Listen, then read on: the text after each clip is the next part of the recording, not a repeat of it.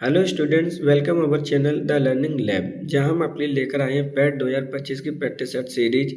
इस practice set series के अंतर्गत प्रत्येक प्रैक्टिस सेट पेपर में 50 क्वेश्चन जीएस के सम्मिलित किए गए हैं।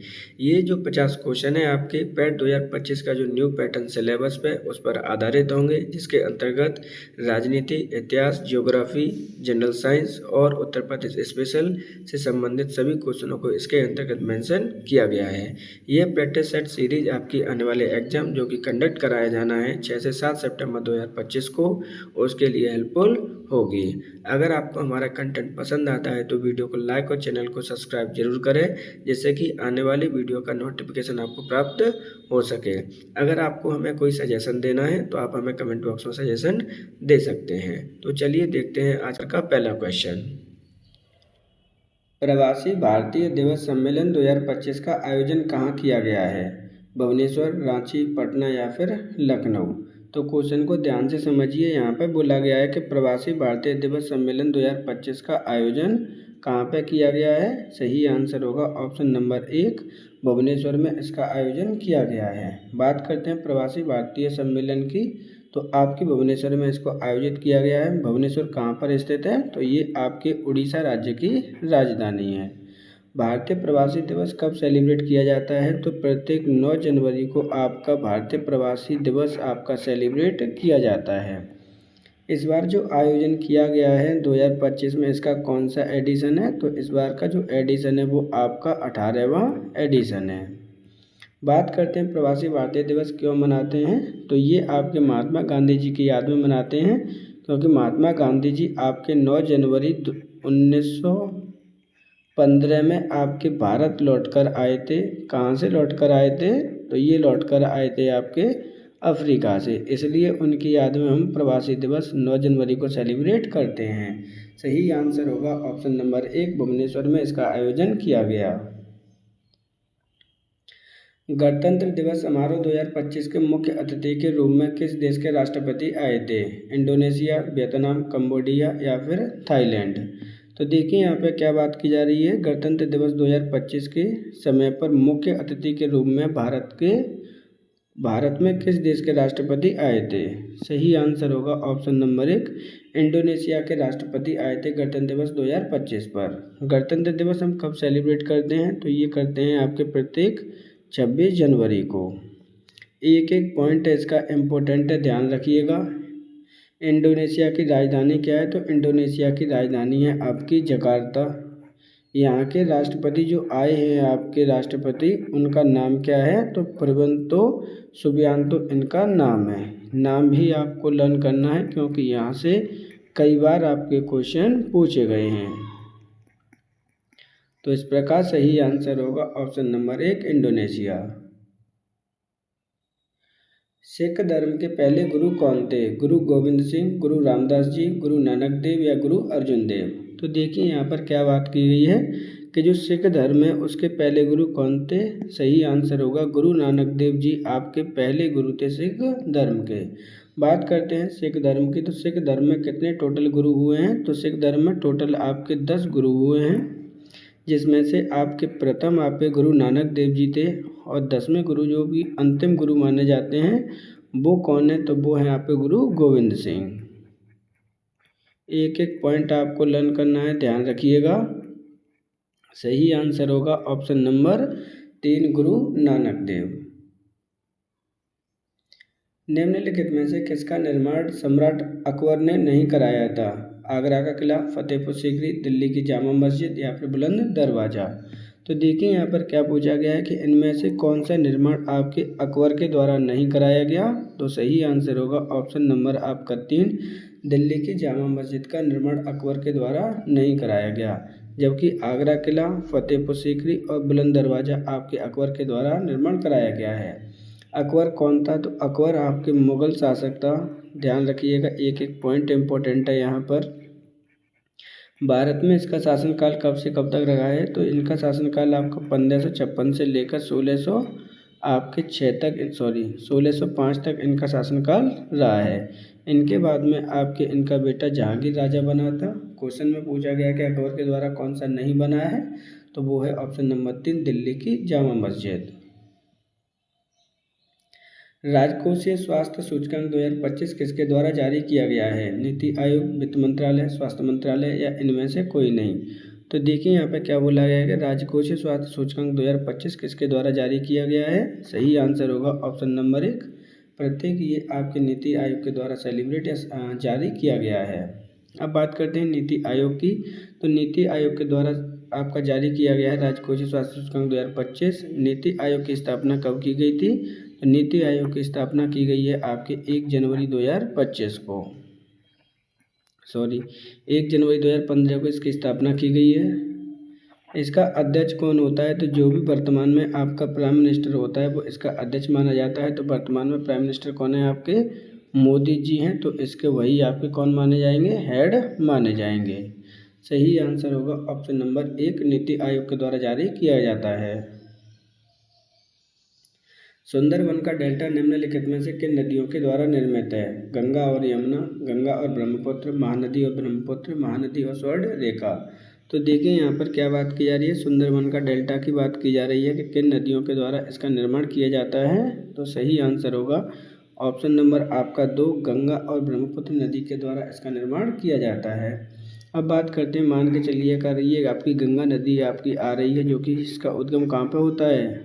उत्तराखंड में होता है। इसी तरह से आपकी ये ब्रह्मपुत्र नदी आ रही है, जिसका उद्गम आपके तिब्बत पठार से होता है और अरुणाचल प्रदेश में एंट्री करते हुए, असम में एंट्री करते हुए पश्चिम बंगाल में चली जाती है और वहाँ पर बांग्लादेश में जाते हुए ये किसका निर्माण करती है? सुंदरवन का डेल्टा का निर्माण करती है। तो इस प्रकार सही आंसर होगा ऑप्शन नंबर 2 गंगा और ब्रह्मपुत्र।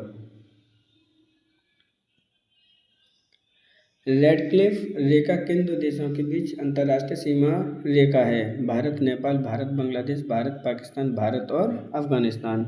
तो देखिए यहाँ पर क्या बात की जा रही है? रेडक्लिफ लाइन के बारे में बात की जा रही है कि किन दो देशों के बीच अंतर्राष्ट्रीय सीमा रेखा है। तो सही आंसर होगा ऑप्शन नंबर आपका 3 भारत और पाकिस्तान के मध्य में आपकी रेडक्लिफ लाइन है, जो कि आपका बॉर्डर एरिया है। भारत और अफगानिस्तान के बीच में कौन सी लाइन आती है? तो उसे हम डूरंड लाइन कहते हैं, डूरंड रेखा कहते हैं। इस चीज़ को भी आपको याद रखना है। जबकि आपकी भारत और चाइना के मध्य में कौन सी रेखा है? क्योंकि वहाँ से भी आपके कई बार क्वेश्चन पूछा गया है। तो भारत और चाइना के बीच में बनती है आपकी मैकमोहन रेखा। इसको भी आपको याद रखना है, ध्यान रखिएगा, कई बार क्वेश्चन यहाँ से पूछे गए हैं। सही आंसर होगा ऑप्शन नंबर 3 भारत और पाकिस्तान के बीच समुद्र अंतर्राष्ट्रीय रेखा है, वो है आपकी रेड क्लिफ। तेल नदी निम्नलिखित में से किस नदी की सहायक नदी है? बागमती, गंडक, घाघरा या फिर गंगा। तो देखिए यहाँ पर तेल नदी की बात की जा रही है कि किसकी आपकी सहायक नदी है। तो सही आंसर होगा ऑप्शन नंबर 1 यह बागमती नदी की आपकी सहायक नदी है। सही आंसर होगा ऑप्शन नंबर 1। भारत के पहले बायोपॉलिमर प्लांट की आधारशिला कहाँ रखी गई है? लखनऊ, लखीमपुर खीरी, सोनभद्र या फिर बांदा। तो देखिए यहाँ पर बात की जा रही है, स्टैटिकल क्वेश्चन है आपका, इम्पोर्टेंट है, इस तरह के क्वेश्चन आने ही आने हैं।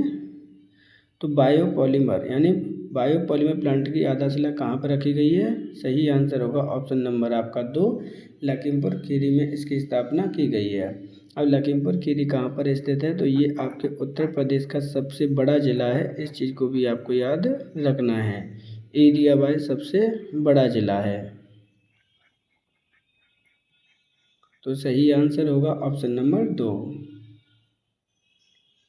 भारत का पहला राज्य कौन सा है जिसने विधानसभा में सांकेतिक भाषा शुरू की है? पंजाब, तमिलनाडु, केरल या फिर उत्तर प्रदेश।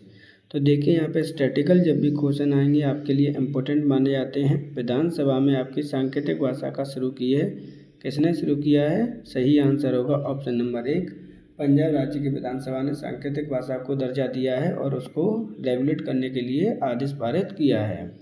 अब बात करते हैं पंजाब की। तो पंजाब की राजधानी क्या है? तो पंजाब की राजधानी है आपकी चंडीगढ़।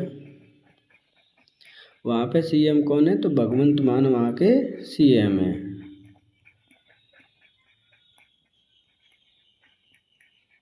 इम्पोर्टेंट पॉइंट है, ध्यान रखिएगा। भारत और पाकिस्तान की सीमा रेखा भी बनती है आपके पंजाब में।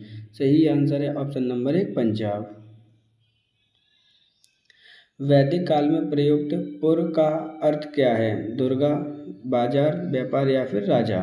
तो देखिए यहाँ पर क्या बात की जा रही है कि पूर्व जो शब्द दे रखा है वैदिक काल में उसका अर्थ पूछा गया है। तो सही आंसर होगा ऑप्शन नंबर आपका 1, ये दुर्गा नहीं, क्या शब्द है आपका, दुर्ग शब्द है। सही आंसर है ऑप्शन नंबर 1, दुर्ग आ सकता है आपका, या फिर दूसरा शब्द भी आ सकता है, ध्यान रखिएगा, किला। पूना समझौता का उद्देश्य क्या था? हिंदू मुस्लिम एकता, दलित वर्ग का प्रतिनिधित्व, राजाओं को विशेष अधिकार, या फिर इनमें से कोई नहीं। तो देखिए मोस्ट इम्पोर्टेंट है आपका, पूना समझौता का उद्देश्य क्या था? तो सही आंसर है ऑप्शन नंबर आपका 2, दलित वर्ग का प्रतिनिधित्व। अब पूना समझौता किनके मध्य हुआ था? तो पूना समझौता आपका महात्मा गांधी और आपका डॉक्टर BR अम्बेडकर जी के मध्य हुआ था।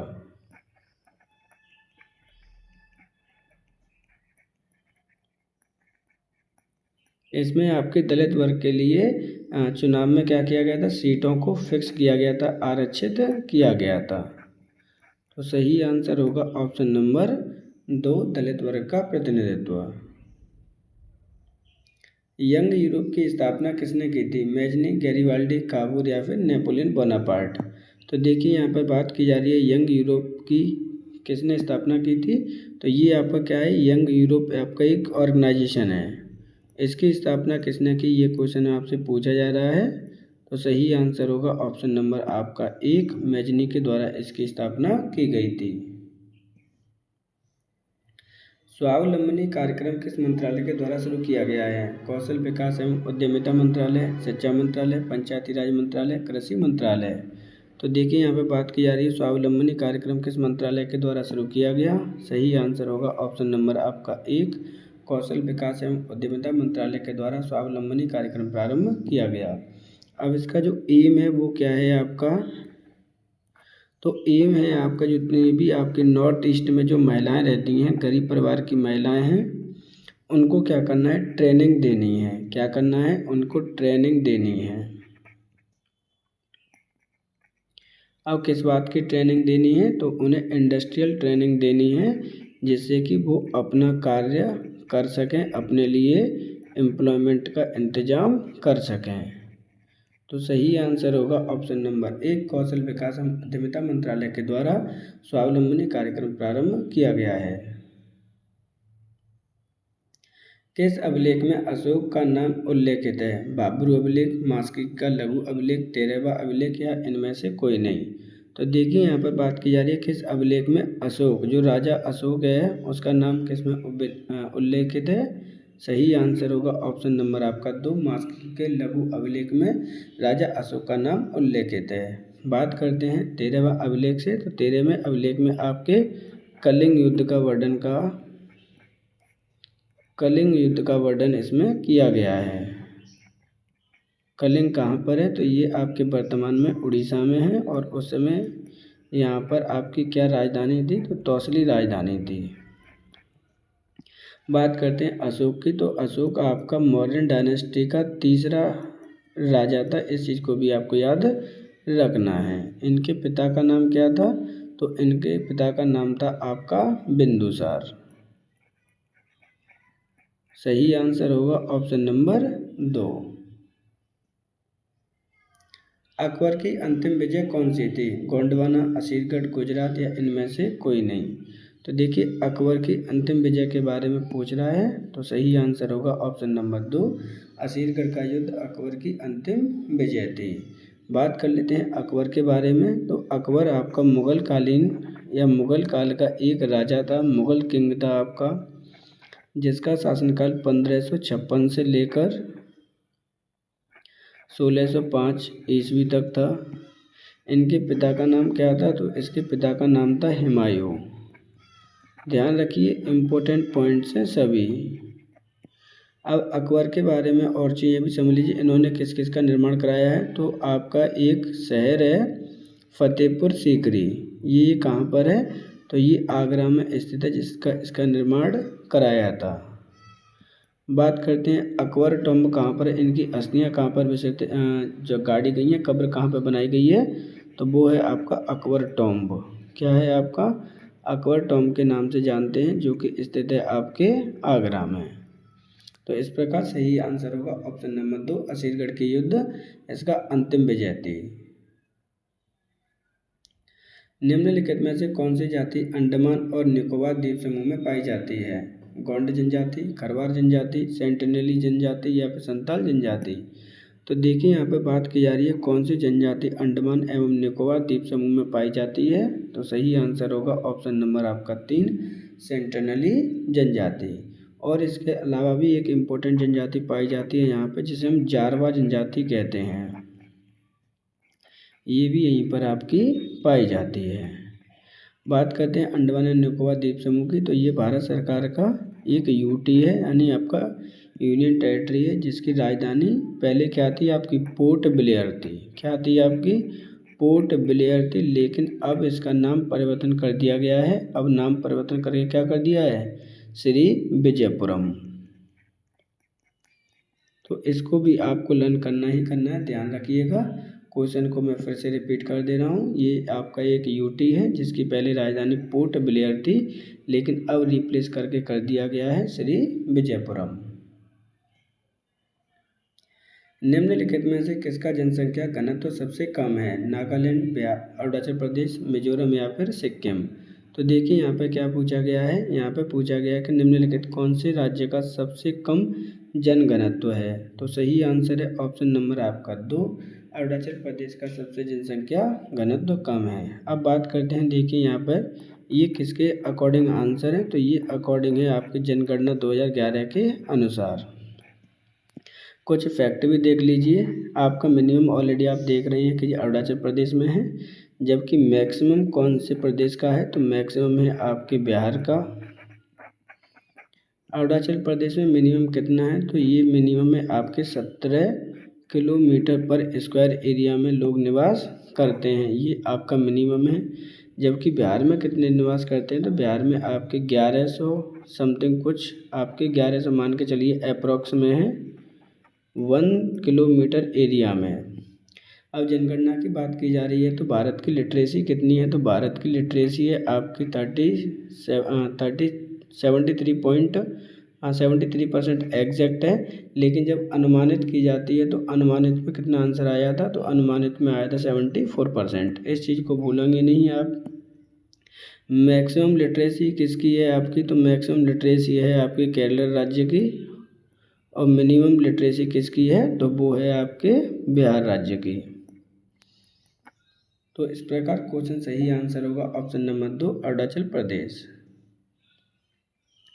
उत्तर प्रदेश सरकार ने डॉल्फिन सफारी बनाने की घोषणा किस जिले में की है? प्रयागराज, कानपुर, वाराणसी या फिर अयोध्या। तो देखिए, और डॉल्फिन सफारी बनाने की घोषणा की है किसके द्वारा? उत्तर प्रदेश सरकार के द्वारा। किस शहर में बनाया जाएगा? सही आंसर होगा ऑप्शन नंबर 3, वाराणसी शहर में बनाने की घोषणा की है। अब वाराणसी के शहर के बारे में समझ लीजिए, क्योंकि इम्पोर्टेंट क्वेश्चन है।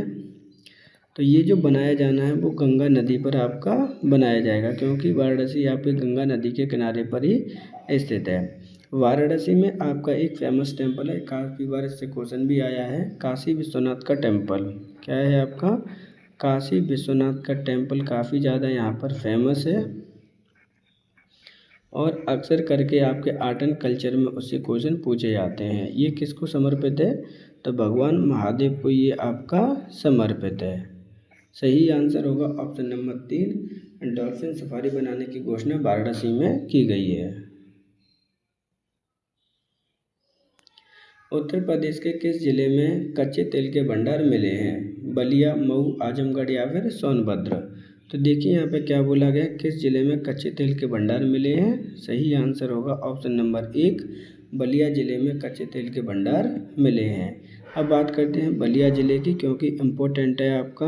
तो ये आपका सबसे ईस्ट डिस्ट्रिक्ट है आपका उत्तर प्रदेश का। इस चीज़ को आप याद रखेंगे। ये फैक्टर्स हैं आपके जो कि आपको याद रहने चाहिए। सही आंसर होगा option number 1, Ballia. Bhopal gas त्रासदी किस वर्ष हुई थी? 1984, 1930, 1990, 1999। तो भोपाल गैस त्रासदी या फिर कांड कब हुआ था? 1984 ईस्वी में हुआ था। इम्पोर्टेंट क्वेश्चन है, कई बार ये क्वेश्चन आया हुआ है। यहाँ पर क्या हुआ, तो यहाँ पर आपकी एक यूनियन कार्बाइन कंपनी का नाम क्या है आपका, कंपनी का नाम है आपका यूनियन कार्बाइन। इसमें आपकी गैस लीक हो गई थी जिसके कारण हजारों लोग मारे गए थे। कौन सी गैस लीक हुई थी, तो वो लीक हुई थी आपकी मिथाइल आइसोसाइनाइड।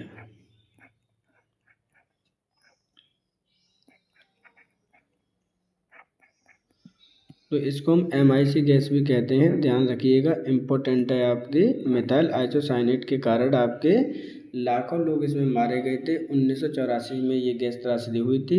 कंपनी का नाम है यूनियन कार्बाइन। सही आंसर होगा ऑप्शन नंबर 1। निम्नलिखित में से कौन सम्मिलित है, तो देखिए जब इस तरह के क्वेश्चन आए आपको ये देख लेना है कि क्वेश्चन में पूछा क्या जा रहा है। हो सकता है कि वहाँ पर सम्मिलित पूछा जाए और आप लगा दो सम्मिलित नहीं है।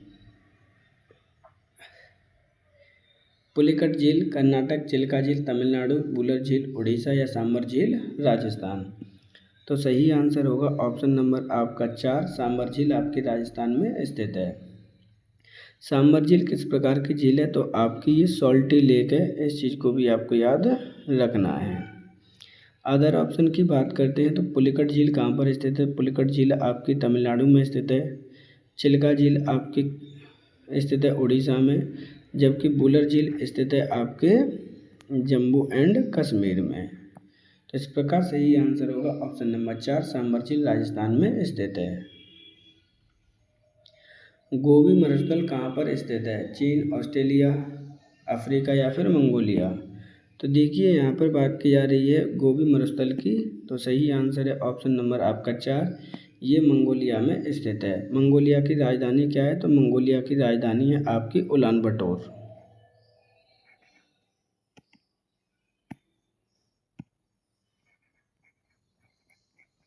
ये आपका एक एशियन कंट्री है, इस चीज़ को भी आप याद रखेंगे। सही आंसर होगा ऑप्शन नंबर आपका 4, मंगोलिया। सीन नदी किस नगर से होकर बहती है, लंदन, रोम, पेरिस या वाशिंगटन DC। तो देखिए यहाँ पे बात की जा रही है सीन नदी की, किस नगर के शहर से होकर बहती है। सही आंसर है ऑप्शन नंबर 3, पेरिस नगर से ये बहती है। अब पेरिस नगर कहाँ पर स्थित है, तो पेरिस नगर आपके फ्रांस की कैपिटल है। ये आपको याद भी करना है क्योंकि पेरिस नदी पर के किनारे ही 2024 में आपके ओलंपिक गेम्स का आयोजन किया गया था। तो इस प्रकार सही आंसर होगा ऑप्शन नंबर 3। किस राज्य ने आदर्श संस्कृत ग्राम कार्यक्रम शुरू किया है, उत्तराखंड, उत्तर प्रदेश, मध्य प्रदेश या फिर बिहार। तो आदर्श ग्राम कार्यक्रम शुरू करने वाला जो आपका राज्य है वो है आपका उत्तराखंड। सही आंसर होगा ऑप्शन नंबर 1। अब बात करते हैं उत्तराखंड की, तो इसने जो स्टार्ट किया है वो क्या किया है, प्रमोट करने के लिए किया है। अब क्या प्रमोट करना है, तो उन्हें संस्कृत लैंग्वेज को प्रमोट करने के लिए ये कार्यक्रम प्रारंभ किया है। आपकी जो संस्कृत लैंग्वेज है यहाँ की ऑफिशियली सेकंड लैंग्वेज है, इस चीज़ को भी आपको याद रखना है। उत्तराखंड का निर्माण कब हुआ था या गठन कब हुआ था, तो इसका निर्माण आपके 2000 में हुआ था। उत्तर प्रदेश के पहाड़ी 13 जिलों को काटकर इसका निर्माण किया गया था। सही आंसर होगा ऑप्शन नंबर 1। दक्षिण अमेरिका की सबसे लंबी नदी कौन सी है, नील, मिसिसिपी, अमेजोन या फिर कांगो। तो देखिए यहाँ पे क्या बात की जा रही है, दक्षिणी अमेरिका की सबसे लंबी नदी कौन सी है, तो सही आंसर होगा ऑप्शन नंबर आपका 3, अमेजोन नदी आपकी दक्षिण अमेरिका की सबसे लंबी नदी है। जबकि आपकी नील नदी सबसे लंबी नदी है, ऑल ओवर द लॉन्गेस्ट है आपकी वर्ल्ड में। और ये कहाँ पर स्थित है, तो ये आपके अफ्रीका कॉन्टिनेंट में स्थित है। जबकि मिसिसिपी कहाँ पर स्थित है, तो ये आपके नॉर्थ अमेरिका कॉन्टिनेंट में स्थित है। और कांगो नदी भी आपकी अफ्रीका में ही स्थित है। क्वेश्चन में पूछा गया था दक्षिण अमेरिका की सबसे लंबी नदी, सही आंसर होगा ऑप्शन नंबर 3, अमेजोन। तमिलनाडु में जाड़ों में वर्षा क्यों होती है, उत्तर पूर्वी मानसून, बंगाल की खाड़ी से उठे तूफान, दक्षिण पूर्वी मानसून या इनमें से कोई नहीं। तो देखिए अक्सर करके ये क्वेश्चन पूछा जाता है कि तमिलनाडु में बारिश क्यों होती है या तमिलनाडु में बारिश कब होती है। सही आंसर है उत्तर पूर्वी मानसून के कारण होती है, जब आपका मानसून रिटर्न होता है। कब होती है आपकी? मानसून के रिटर्निंग में होती है आपकी। इसका मंथ की अगर मैं बात करूं तो नवंबर और दिसंबर के महीने में ये बारिश यहाँ पर होती है। कहाँ पर होती है? तो ये पूर्वी तमिलनाडु में होती है। इस चीज़ को भी आप याद रखना है। तो सही आंसर होगा ऑप्शन नंबर आपका 1। निम्नलिखित में से भारतीय राज्यों में से किस एक का कुल वन क्षेत्र न्यूनतम है? हरियाणा, सिक्किम, गोवा या फिर त्रिपुरा। तो देखिए यहाँ पर बात की जा रही है कौन से भारतीय राज्य में सबसे कम कुल वन क्षेत्रफल है। तो सही आंसर होगा ऑप्शन नंबर 1, हरियाणा राज्य का सबसे कम कुल वन क्षेत्रफल है, जबकि ये आपका मिनिमम है। और मैक्सिमम कहाँ पर है? तो मैक्सिमम में आपका एरिया वाइज की बात करें तो वो है आपका मध्य प्रदेश। अगर मैं परसेंटेज में बात करूं तो परसेंट में मैक्सिमम कहाँ पर है? तो परसेंट में मैक्सिमम है आपका मिजोरम। और मिनिमम परसेंटेज में कहाँ पर होगा? तो मिनिमम में परसेंटेज में भी आपका हरियाणा ही राज्य होगा। सही आंसर है ऑप्शन नंबर आपका 1। राजीव गांधी राष्ट्रीय उड़ान संस्थान किस राज्य में स्थित है? केरल, कर्नाटक, महाराष्ट्र या फिर तमिलनाडु। तो राजीव गांधी राष्ट्रीय उड़ान संस्थान किस राज्य में स्थित है? सही आंसर होगा ऑप्शन नंबर 1, कर्नाटक राज्य में ये स्थित है। कर्नाटक राज्य की राजधानी क्या है? तो कर्नाटक राज्य की राजधानी है आपकी बेंगलुरु। इस प्रकार सही आंसर होगा ऑप्शन नंबर 1। तपोवन विष्णुगढ़ जल विद्युत परियोजना कहाँ स्थित है? मध्य प्रदेश, उत्तराखंड, हिमाचल प्रदेश या फिर उत्तर प्रदेश। तपोवन विष्णुगढ़ जल विद्युत परियोजना आपकी कहाँ पर स्थित है? तो सही आंसर है ऑप्शन नंबर आपका 2, ये उत्तराखंड राज्य में स्थित है। उत्तराखंड के बारे में ऑलरेडी हम पहले भी बता चुके हैं पिछले वाले क्वेश्चन में। इसकी राजधानी कहाँ पर है? तो राजधानी है आपकी देहरादून है। सीएम कौन है? तो सीएम है आपके पुष्कर सिंह धामी।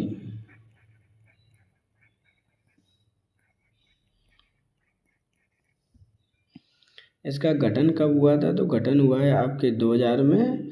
कितने जिलों को काटकर हुआ था? तो 13 जिलों को काटकर हुआ था। कहाँ से हुआ था? तो फ्रॉम उत्तर प्रदेश। सही आंसर होगा ऑप्शन नंबर 2। अटाकामा रेगिस्तान किस महाद्वीप में स्थित है? दक्षिणी अमेरिका, मंगोलिया, उत्तरी अमेरिका या फिर इनमें से कोई नहीं। तो देखिए यहाँ पे बात की जा रही है अटाकामा रेगिस्तान की। तो सही आंसर है ऑप्शन नंबर आपका 1, दक्षिण अमेरिका में ये स्थित है।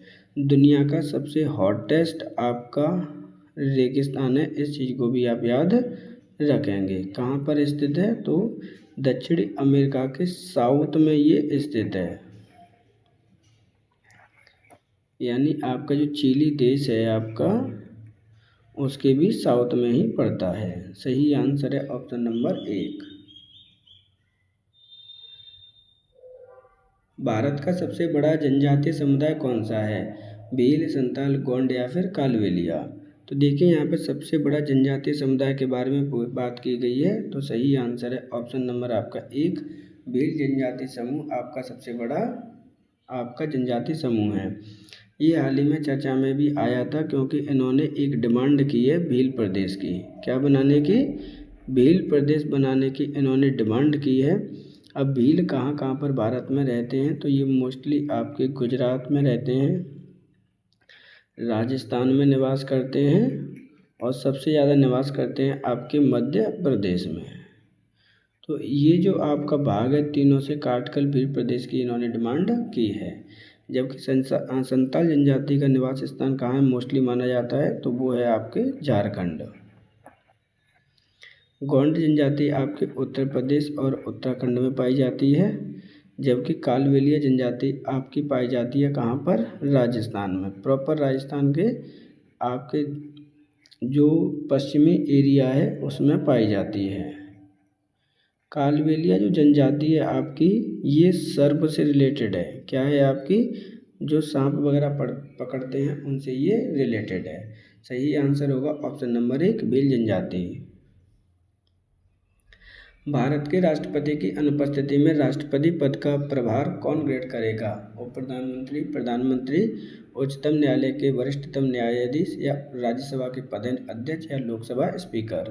तो देखिए यहाँ पे क्या बात की गई है, भारत के राष्ट्रपति की अनुपस्थिति में उसका पद कौन ग्रहण करेगा? तो आप सभी को पता है कि उपराष्ट्रपति करता है। कौन करता है? उपराष्ट्रपति करता है। तो उपराष्ट्रपति कौन होता है? वो होता है राज्यसभा का पदेन अध्यक्ष। सही आंसर होगा ऑप्शन नंबर 3। अब देखिए क्रम से देख लीजिए।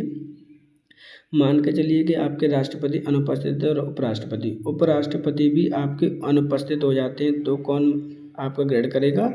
तो ग्रहण करेगा आपका वरिष्ठतम न्यायाधीश। सही आंसर है ऑप्शन नंबर 3। कौन से संविधान संशोधन अधिनियम द्वारा भारतीय संविधान के अनुच्छेद 21A जोड़ा गया? 73वां संविधान संशोधन, 74वां, 84वां या फिर 61वां। तो देखिए यहाँ पे क्या बात बोली गई है। यहाँ पे बात बोली गई है कौन से संविधान संशोधन अधिनियम के द्वारा आर्टिकल नंबर 21A जोड़ा गया है। तो सही आंसर है ऑप्शन नंबर आपका 3, 84वें संविधान संशोधन में इसे जोड़ा गया है। अब ये आर्टिकल नंबर 21A क्या देता है? तो ये देता है राइट टू एजुकेशन। क्या देता है आपको? Right to education. जिनकी उम्र आपकी 6 से लेकर 14 वर्ष तक है उन्हें प्राइमरी एजुकेशन देना या कंपलसरी एजुकेशन देना, ये क्या है? उनका मौलिक अधिकार है।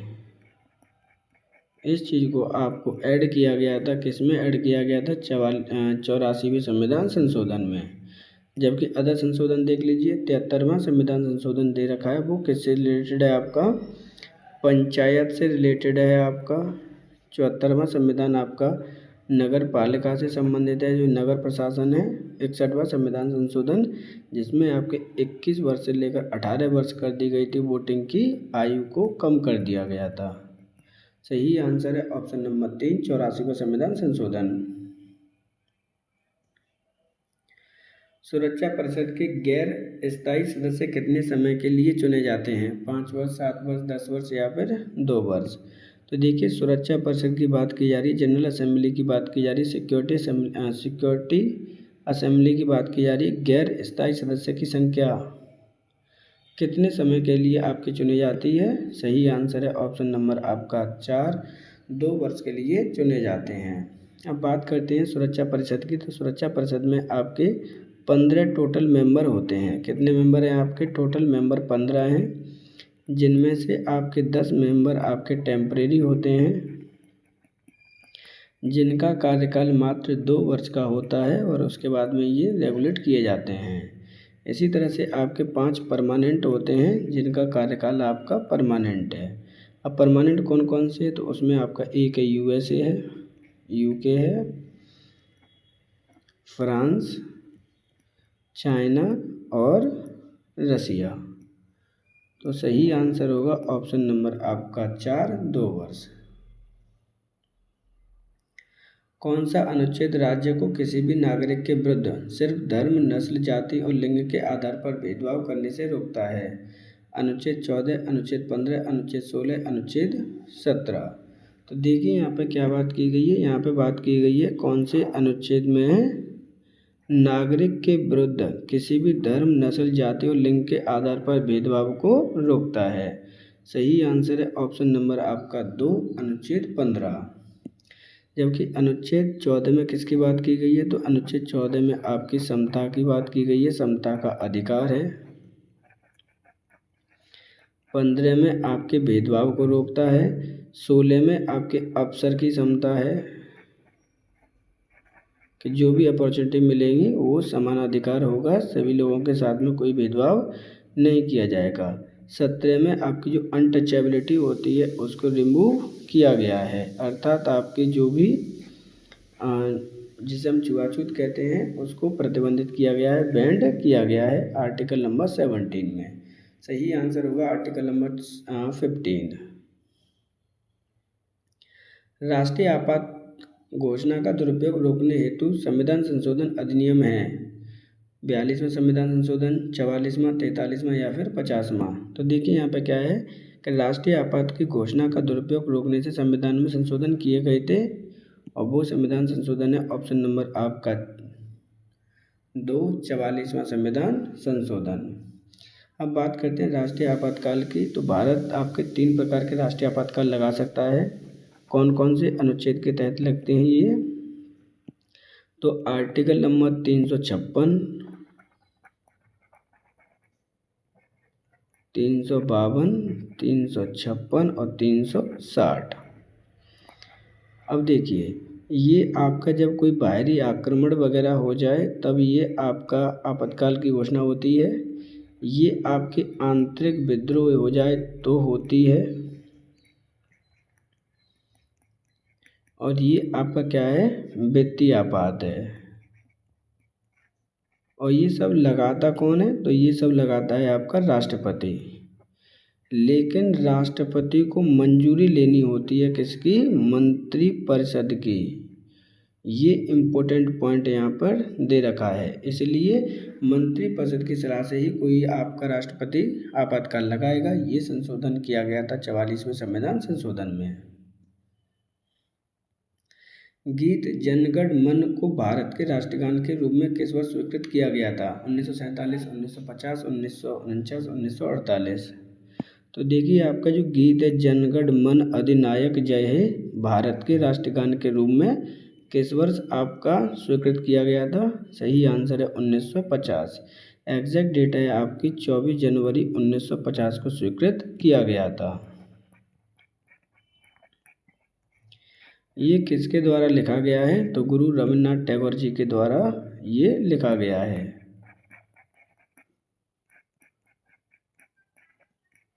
तो इस प्रकार जो सही होगा वो होगा ऑप्शन नंबर 2, 1950।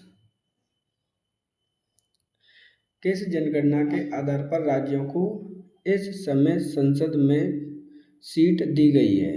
क्या दी गई है? आपकी जो सीट है, टोटल सीट्स हैं आपकी, वो कौन सी जनगणना के अनुसार राज्यों पर आधारित डिवाइडेड की गई हैं? तो सही आंसर है ऑप्शन नंबर 1, 1971 की जनगणना के आधार पर। 1971 की जनगणना के आधार पर आज तक सीटों का डिस्ट्रीब्यूशन हो रखा है, जिसमें आपकी लोकसभा में सीटें कितनी हैं? तो लोकसभा में आपकी सीटें हैं 552, जबकि आपकी राज्यसभा में सीटें हैं आपकी 250।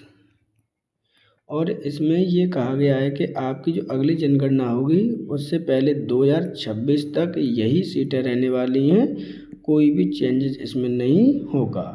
सही आंसर है ऑप्शन नंबर 1, 1971।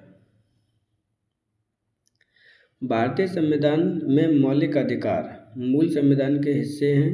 34वें संविधान संशोधन द्वारा जोड़ा गया है, संसद द्वारा 1952 में जोड़े गए या इनमें से कोई नहीं। तो भारतीय संविधान में मौलिक जो अधिकार हैं वो क्या हैं? मूल संविधान के हिस्से से हैं। क्या हैं? हिस्से से हैं। ये स्टार्टिंग में ही दे रखे थे। मौलिक अधिकारों का वर्णन कहाँ पे किया गया है? तो मौलिक अधिकारों का वर्णन किया गया है पार्ट नंबर 3 में या भाग नंबर 3 में।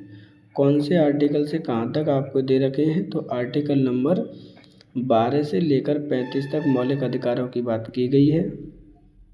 कितने प्रकार के मौलिक अधिकारों की बात की गई है? तो मूल जो संविधान था उसमें स्टार्टिंग में आपके 7 मौलिक अधिकारों की बात की गई थी स्टार्टिंग में, लेकिन अगर मैं वर्तमान की बात करूं, प्रेजेंट की बात करूं, तो कितने मौलिक अधिकार हैं? तो 6 मौलिक अधिकार हैं।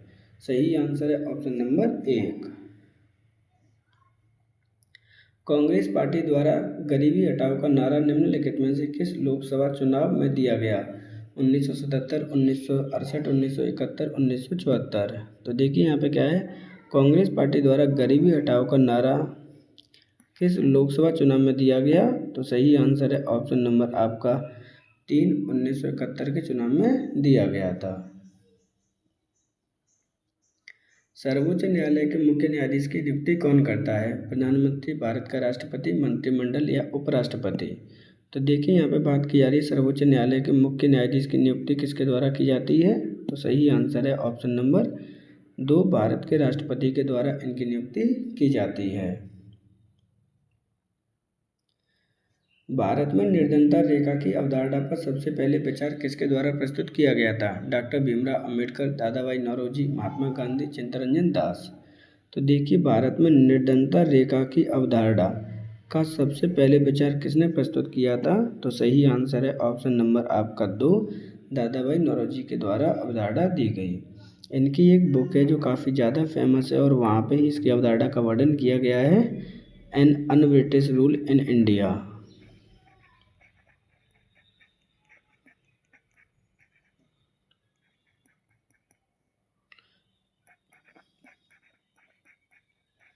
इस बुक में आपकी इन्होंने ये पुस्तक लिखी है, इसमें इसका वर्णन है। दादा भाई नौरोजी को, दादा भाई नौरोजी को क्या कहा जाता है? तो द ग्रेट ओल्ड मैन कहा जाता है, the great grand old man of India. सही आंसर है ऑप्शन नंबर 2।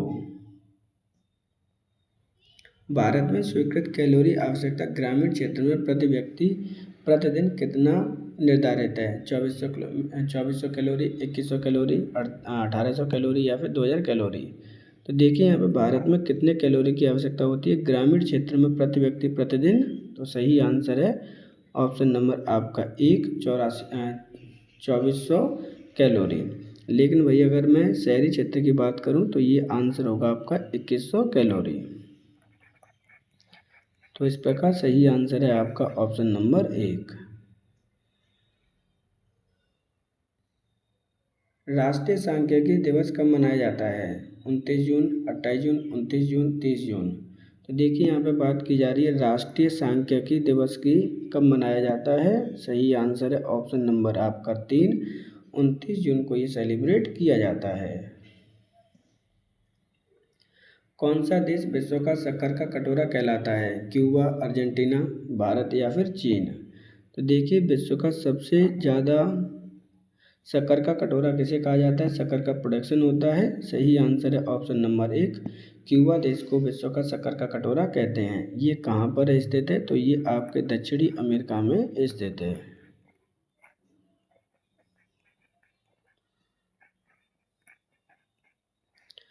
सही आंसर होगा ऑप्शन नंबर 1। केंद्र और राज्यों के बीच आयकर के विभाजन का निर्धारण करने के लिए वित्त आयोग की नियुक्ति कौन करता है? भारत का प्रधानमंत्री, भारत का वित्त मंत्री, भारत का राष्ट्रपति, भारत का उपराष्ट्रपति। तो देखिए क्या है, केंद्र और राज्यों में आयकर विभाजन करने का निर्धारण वित्त आयोग के द्वारा किया जाता है। और वित्त आयुक्त की नियुक्ति कौन करता है? तो सही आंसर है ऑप्शन नंबर आपका 3, भारत के राष्ट्रपति के द्वारा की जाती है। अब बात करते हैं वित्त आयोग की। इसका प्रावधान कहाँ पर दे रखा है? तो इसका प्रावधान दे रखा है आर्टिकल नंबर 280 में। जबकि अगर मैं राज्य वित्त आयोग की बात करूं तो उसका प्रावधान कहाँ पे दे रखा है? तो राज्य वित्त आयोग का प्रावधान दे रखा है आपके आर्टिकल नंबर 243 के आई में। इसको भी आपको याद रखना है। राज्य वित्त आयुक्त की नियुक्ति कौन करता है? तो उसकी नियुक्ति राज्यपाल के द्वारा की जाती है। सही आंसर होगा ऑप्शन नंबर 3, भारत के राष्ट्रपति के द्वारा वित्त आयोग की नियुक्ति की जाती है। मूल्य निर्धारण में सर्वाधिक महत्व किसका होता है? पूर्ति का, मांग का, मांग तथा पूर्ति का, या इनमें से कोई नहीं। तो देखिए यहाँ पे क्या है, मूल्य निर्धारण में सबसे ज़्यादा महत्व किसका होता है? तो सही आंसर है ऑप्शन नंबर आपका 3, मांग और पूर्ति का।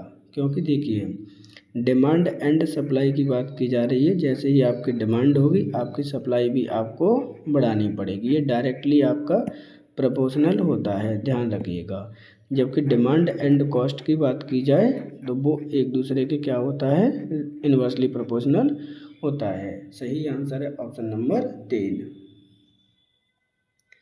पर्यावरण की गुणवत्ता को बरकरार रखने के लिए वन रोपण है अनावश्यक, बेकार, अतिआवश्यक या फिर आवश्यक। तो देखिए यहाँ पे पर्यावरण की गुणवत्ता को बरकरार रखने के लिए वन रोपण क्या है? बहुत ज़्यादा आवश्यक है। सही आंसर होगा ऑप्शन नंबर 3, अति आवश्यक। किस राज्य में सबसे अधिक रेलवे स्टेशनों पर सौर ऊर्जा संयंत्र स्थापित हैं? तमिलनाडु, राजस्थान, गुजरात या फिर महाराष्ट्र? तो देखिए किस राज्य में सबसे अधिक रेलवे स्टेशनों पर सौर ऊर्जा संयंत्र स्थापित किए गए हैं? सही आंसर है ऑप्शन नंबर 2 राजस्थान में। कितने रेलवे स्टेशनों पर आपके सौर ऊर्जा संयंत्र स्थापित है? तो 275 आपकी टोटल संख्या है। बात करते हैं राजस्थान की, तो राजस्थान की राजधानी क्या है? तो राजस्थान की राजधानी है आपकी जयपुर है। जहाँ के सीएम कौन है? तो सीएम है आपके भजनलाल शर्मा।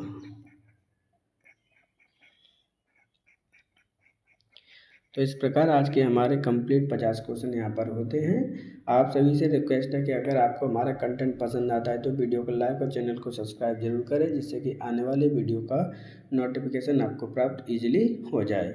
आप सभी को इन्फॉर्मेशन है कि कल आपका संडे है और संडे को आपके टोटल जितने भी आपके करंट अफेयर्स हैं जनवरी से लेकर आपके अगस्त तक, यानी जो आपका कल 30 अगस्त तक है, उस के सभी करंट अफेयर्स का एक वीडियो आने वाला है, जिसके अंतर्गत आपको विद एक्सप्लेनेशन लगभग आपके 2000 प्लस क्वेश्चनों को सॉल्व किया जाएगा। मान के चलिए क्वेश्चन आपके 500 हैं उसमें वीडियो में, लेकिन उनका जब एक्सप्लेनेशन होता है तो आपके कई क्वेश्चंस आपके लिए प्रिपेयर हो जाते हैं। तो वो ऑलरेडी पैट के लिए ही तैयार वीडियो किया गया है। पैट 2025 के लिए ऑलरेडी डेट अनाउंस हो चुकी है। जिनको अपनी सिटी देखना है तो ऑलरेडी चैनल पर लिंक दे रखा है, आप सिटी भी वहाँ पर जाकर देख सकते हैं कि आपका सेंटर कहाँ पर गया हुआ है। आज के लिए इतना ही। Thank you for today.